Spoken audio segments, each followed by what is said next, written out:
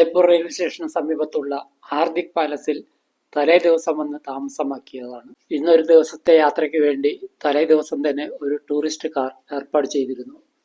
Bike രൂപാന്തരം മാറ്റിയുണ്ടാക്കിയ പ്രത്യേകതരം ഓട്ടോറിക്ഷകൾ ധാരാളമായി സ്റ്റേഷന് സമീപത്ത് കാണാൻ കഴിഞ്ഞു. ജയ്പൂരിലെ പ്രധാനപ്പെട്ട ടൂറിസ്റ്റ് കേന്ദ്രമാണ് ബിർള ടെമ്പിൾ. പാർക്കിംഗ് പ്ലേസിൽ കാർ നിർത്തിയ ശേഷം മുന്നോട്ട് നടന്നു. ഇരുവശത്തുമായി മനോഹരമായ ഉദ്യാനം. ടെമ്പിളിലേക്ക് എത്തുന്നതിന് വളരെ ദൂരെ വെച്ച് തന്നെ ഷൂ അഴിച്ചു മാറ്റേണ്ടി വന്നു. വെണ്ണക്കല്ലിൽ നിർമ്മിച്ച മനോഹരമായ ഒരു ക്ഷേത്രം. സഞ്ചാരികൾ ധാരാളമായി എത്തിച്ചേർന്നിട്ടുണ്ട്.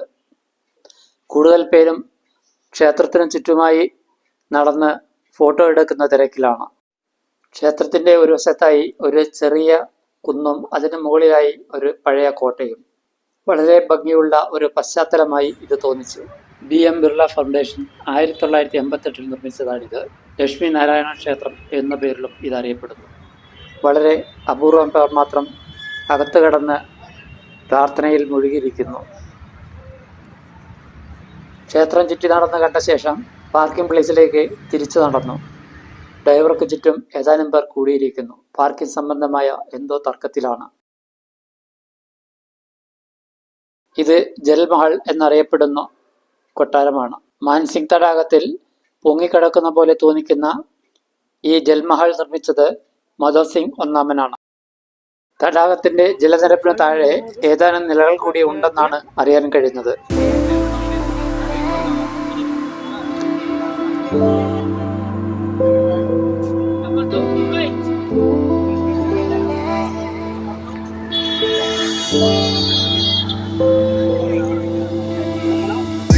തടാകത്തിൽ അകലെയായി മനോഹരമായി കാണപ്പെടുന്ന ഈ ജൽമഹലിലേക്ക് സഞ്ചാരികൾക്ക് പ്രവേശനം അനുവദിക്കുന്നില്ല. തടാകത്തിന് അരികിലൂടെ പോകുന്ന ഹൈവേക്ക് എതിർവശത്തായാണ് സഞ്ജയ് ശർമ്മ മ്യൂസിയം സ്ഥിതി ചെയ്യുന്നത്.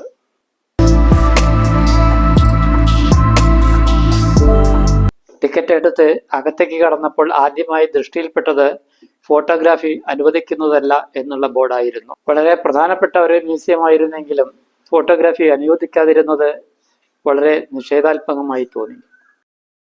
ഇവിടെ പ്രധാനമായുള്ളത് വാക്സ് മ്യൂസിയമാണ്.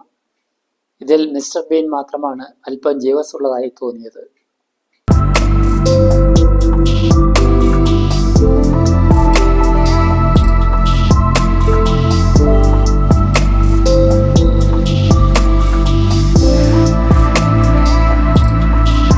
വാക്സ് മ്യൂസിയത്തോട് ചേർന്ന് തന്നെ ഒരു കണ്ണാടി കൂടാരവും ഉണ്ട്.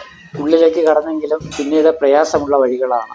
ഒരു വിധത്തിൽ തെറ്റാതെ പുറത്തേക്ക് കടക്കാൻ കഴിഞ്ഞു. കുട്ടികൾക്ക് കൗതുകകരമായ മറ്റു പലതും അവർ ഈ മ്യൂസിയത്തോടനുബന്ധിച്ച് ഉണ്ടാക്കിയിട്ടുണ്ട്. രാജസ്ഥാൻ ടൂറിസം ഡെവലപ്മെന്റ് കോർപ്പറേഷൻ നടത്തുന്ന ഷോപ്പിംഗ് പാരഡൈസിലേക്ക് ഡ്രൈവർ എന്നെ നിർബന്ധിച്ച് കയറ്റി. So how printing done on the clothes with the help of these blocks, you will see the demonstration here. Have a look. Okay. Is it permanent? Yes, permanent. Natural colors. All vegetable colors. So Jaipur famous in the world for textile, jewelry, marble articles.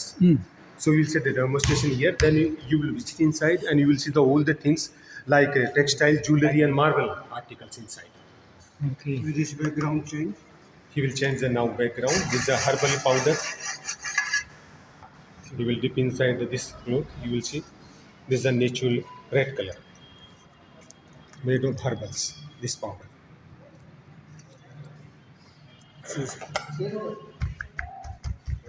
After dry, it will be permanent natural feel. Okay. So this is the pattern. The ready collection inside. So inside you will see all the things, G9 things. അകത്തേക്ക് കടന്ന ഉടൻ വളരെ ഹാർദവമായ സ്വീകരണമാണ് അവർ എനിക്ക് നൽകിയത്. പിന്നീട് എന്നെ കൂട്ടിക്കൊണ്ടുപോയത് സാരികളുടെയും തുണിത്തരങ്ങളുടെയും മറ്റ് വിവിധ തരത്തിലുള്ള കരകൗശല വസ്തുക്കളുടെയും ഷോറൂമുകളിലേക്കാണ്. അവസാനം അവരുടെ നിർബന്ധത്തിന് വഴങ്ങി ഒരു സാരിയും ഒരു ബെഡ്ഷീറ്റും വാങ്ങി അവിടെ നിന്ന് പുറത്തേക്ക് കടന്നു.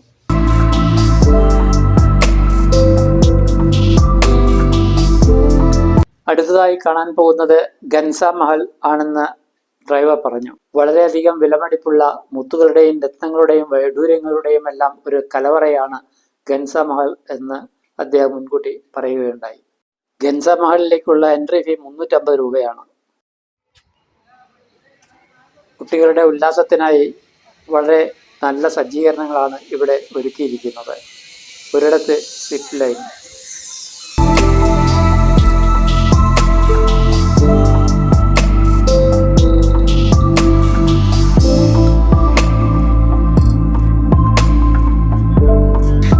രണ്ട് കാൽപാദങ്ങളും പ്രത്യേകതരം ഉറകൾ കൊണ്ട് കുടുങ്ങിച്ചാണ് അകത്തേക്ക് പ്രവേശിച്ചത്.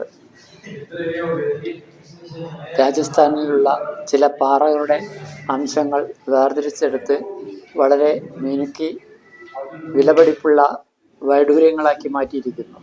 പ്രഷ്യസ് സ്റ്റോൺസ് എന്നാണ് അവർ ഇതിനെ പറയുന്നത്. പ്രദർശന വസ്തുക്കളെക്കുറിച്ചുള്ള വിവരണങ്ങൾ നൽകുന്നതിന് വേണ്ടി അതിനകത്ത് തന്നെ പ്രത്യേകം ഗൈഡുമാർ. അവരുടെ വിവരണങ്ങൾ കേട്ടുകൊണ്ട് ഞങ്ങൾ മുമ്പോട്ട് നടന്നു. नीचे वाले बॉक्स में कैबोशंस है, ज्यादातर इनका यूज ब्रेसलेट और पेंडेंट में होता है. अब जरूरी नहीं कि हम सारे स्टोन की ज्वेलरी. फिर आगे नंबर सेक्शन है.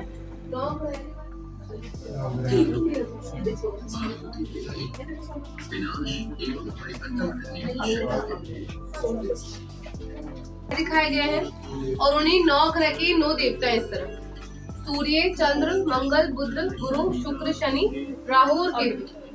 इन्हीं 9 देवता के लिए हम लोग नवरत्न पहनते हैं. तो नीचे फर्स्ट वाले बॉक्स में नवरत्नों की रफ फॉर्म है, बीच में ज्वेलरी है और लास्ट में पॉलिश फॉर्म है. अब आगे हम देखेंगे कौन से ग्रह के लिए कौन सा रत्न पहना जाता है. फर्स्ट में एमराल्ड है, पन्ना. पन्ना को हम पहनते हैं बुध ग्रह के लिए. नीचे रफ है, इसके ऊपर पॉलिश फॉर्म है. पीछे रूबी है, माणिक. इसे रत्नों का राजा भी कहते हैं, क्योंकि इसको हम पहनते हैं सूर्य ग्रह के लिए. और उसी के आगे आपको दिखाया गया डायमंड, हीरा. शुक्र ग्रह के लिए पहनते हैं इसको. तो देख लीजिए आप लोग. फिर आगे नेक्स्ट ग्रह.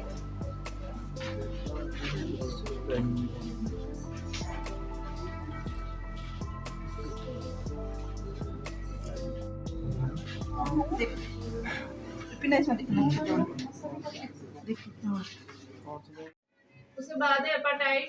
हीलिंग स्टोन है, वेट लॉस के लिए पहन सकते हैं. लेफ्ट साइड में सबसे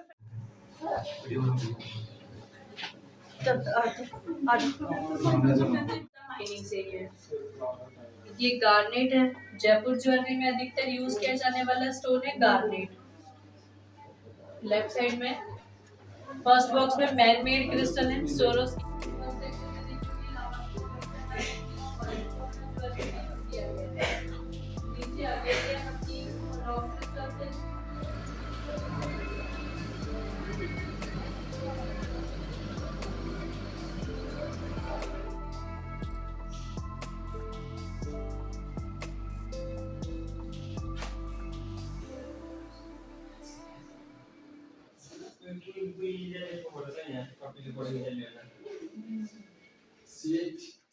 ഖജാനയിൽ നിന്ന് പുറത്തേക്ക് കടന്നപ്പോൾ കണ്ടത് കുട്ടികളുമായി ഉല്ലസിക്കുന്ന ഒരു വലിയ പാണ്ടയുടെ രൂപമാണ്. ഒരു വശത്തായി ചെറിയ കളിമൺ പാത്രം നിർമ്മിക്കുന്ന ഒരാൾ അതിൻ്റെ പ്രവർത്തനം സഞ്ചാരികൾക്ക് വിശദീകരിച്ചു കൊടുക്കുകയും അവരെ കൊണ്ട് ചെയ്യിക്കുകയും ചെയ്യുന്നുണ്ട്.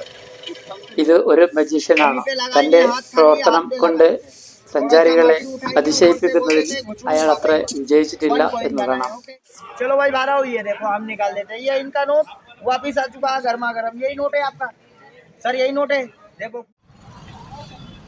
ഖജാനയിൽ നിന്ന് തിരിച്ചുള്ള യാത്ര എത്തിച്ചേർന്നത് ആൽബർട്ട് ഹാൾ മ്യൂസിയത്തിലാണ്.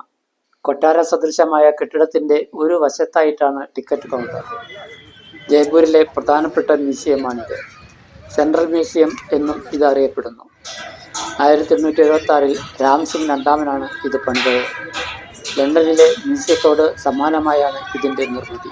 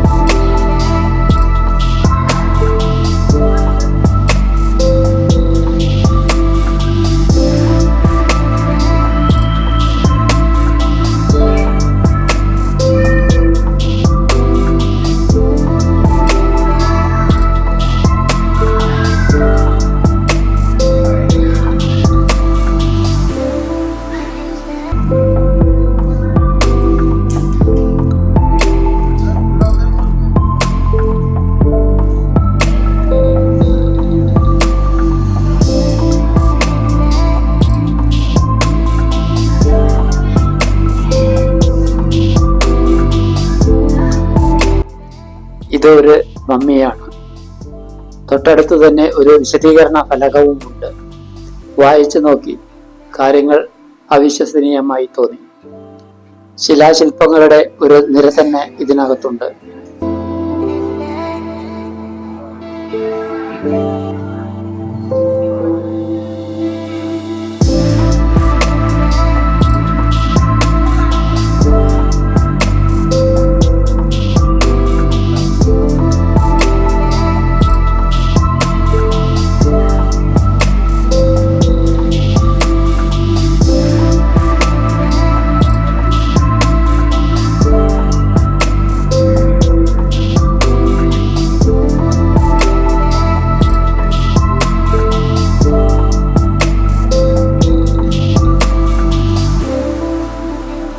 വിവിധ തരം ആയുധങ്ങളുടെ അല്ലെങ്കിൽ പടക്കോപ്പുകളുടെ ഒരു ശേഖരമാണ്.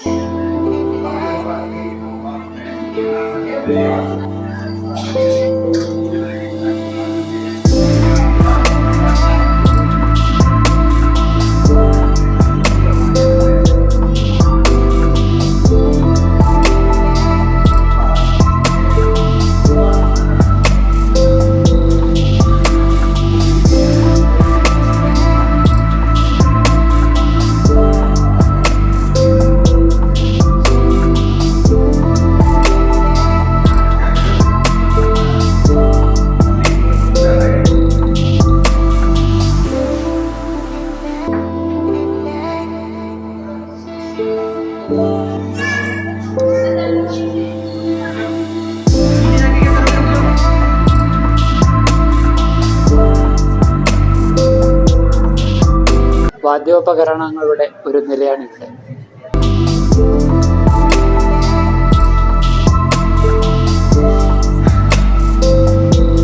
ചെറിയ ശില്പങ്ങൾ,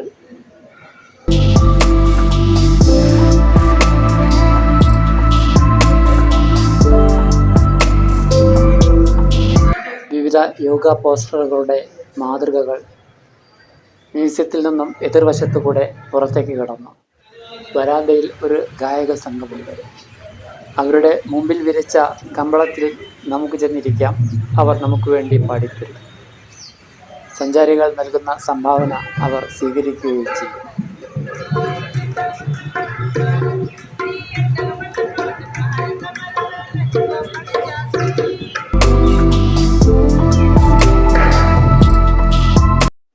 സമയം സന്ധ്യയോട് അടുത്തിരിക്കുന്നു. പുറമെ നിന്ന് നോക്കുമ്പോഴാണ് ഈ മ്യൂസിയത്തിൻ്റെ മനോഹാരിത നമുക്ക് ആസ്വദിക്കാൻ കഴിയുന്നത്. സമയം ഇരുട്ടുന്നതോടൊപ്പം തന്നെ മ്യൂസിയം ബിൽഡിംഗ് ദീപാലങ്കൃതമായി തുടങ്ങി. എൻ്റെ നിർദ്ദേശമനുസരിച്ച് ഡ്രൈവർ ഹാർദിക് പാലസിന് മുമ്പിൽ തന്നെ കാർ നിർത്തി. റൂമിൽ കയറി ലഗേജ് എല്ലാം എടുത്ത് ചെക്കൗട്ട് ചെയ്തു.